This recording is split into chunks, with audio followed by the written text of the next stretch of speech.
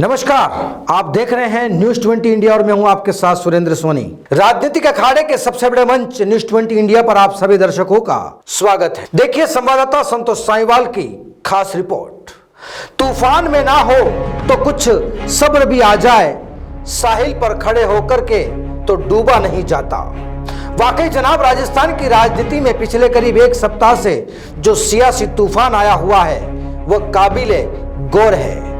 कुछ दिन पहले कुछ सुरही ही छूटी थी कि अब सूबे में नए मंत्री बनाए जा सकते हैं, जिसके बाद अब तो हालात ऐसे हैं कि मानो कर्फ्यू के बाद लंगर खुला है।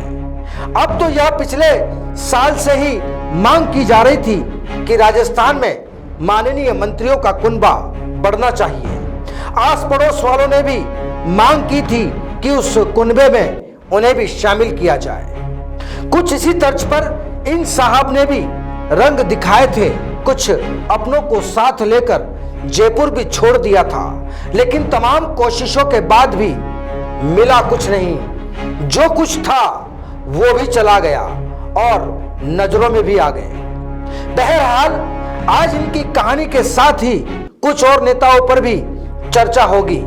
बस आप शामिल रहिए और फिर देखिए कि आखिर तस्वीर कैसी है। अब जनाब एक साल छोड़ दीजिए, बीच बीच की नाराजगी को दरकिनार कर दीजिए, बस पिछले 7 दिनों पर ही आ जाइए। दरअसल राजस्थान में एक बार फिर आग लगी है। करीब 7 दिन पहले इन साहब का जब इंटरव्यू अखबार में छपा, फिर सियासी छील की मछलियों में हलचल मचनी शुरू हो गई। अब यहां हर कोई खुद को साबित करने में जुटा था।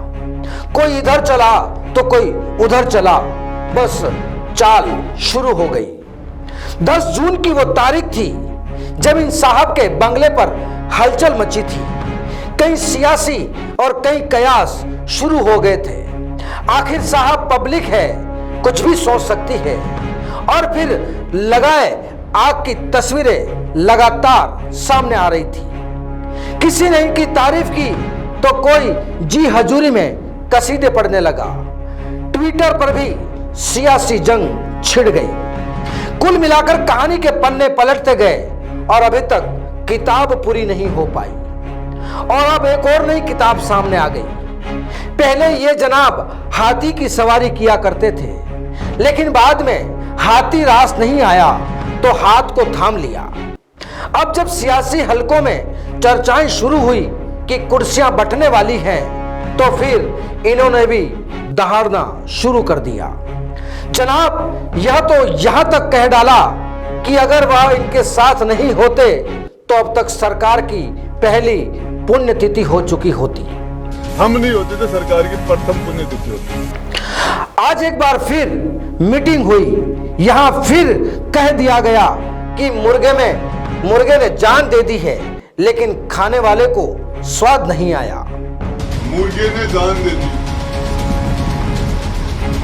खाने वालों ने खा के मजा लिया। वाकई साहब सियासी मुर्गे तो पहले ही हलाल हो चुके थे, लेकिन कुछ जान तो अभी भी बाकी है। अब इसलिए स्पेशल 6 ने यह भी चेता दिया कि कुछ करो नहीं तो कुछ हो न जाए। अब सूबे में नया कुछ भी नहीं है, बस सभी की चाहत है कि बेअदब कुर्सी की। अब पहले इन साहब को ले लीजिए। पहले ये इनके साथ एंजॉय करते थे, लेकिन आज कई दिनों के बाद प्री मानसून बारिश की तरह, या यूं कहें बिन बुलाए मेहमान की तरह अचानक सामने आ गए। किसी को उम्मीद नहीं थी कि ये साहब भी सामने आएंगे, क्योंकि सियासी फिल्म में अब इनका कोई किरदार भी नहीं था, लेकिन साहब आ ही गए। अब इन साहब पर पूरा भरोसा जता दिया।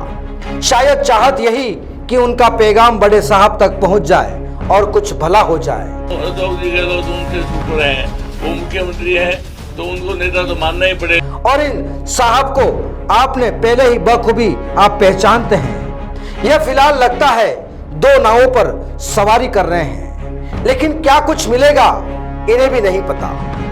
खैर, कुर्सी की चाहत में अब सभी सपने देख रहे हैं, लेकिन अभी सुनने में आ रहा है की कुर्सी देने वाले हमारे सूबे के मुखिया फिलहाल अगले 60 दिनों तक सीधे तौर पर किसी से मुखातिब नहीं होंगे। आखिर डॉक्टरों की राय है तो माननी पड़ेगी और माननी भी चाहिए। अब हिसाब लगाइए करीब 15 अगस्त तक का। फिर ऐसा ना हो कि पंचायत चुनाव का ऐलान हो जाए, फिर आचार संहिता भी तो लग जाती है, फिर चुनाव होंगे जनाब, फिर सर्दियां भी तो आ सकती है और फिर ऐसे मौसम में तो चादर में ही मुंह छुपाना जरूरी हो जाता है और फिर पता नहीं उस कुर्सी का रंग पहचाना जाए या नहीं। और अगर ऐसा नहीं होता है तो इन 2 महीनों में ही कुर्सियां का बंटवारा हो जाएगा। अलग अलग मोहल्लों में कुछ को कुर्सियां थमा दी जाएगी और कुछ अपने पास रख दी जाएगी और अगर फिर कोई दूसरा शोर हो तो फिर अगले सेशन का भरोसा दे दिया जाए।